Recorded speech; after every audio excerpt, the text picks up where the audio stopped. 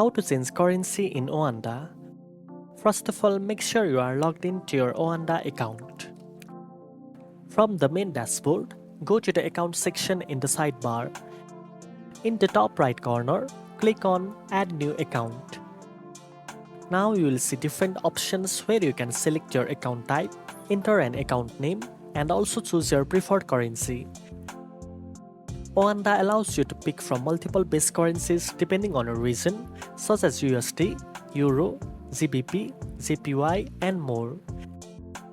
Simply select the currency you want as your base currency, adjust any other settings like leverage if needed, and then click on Create.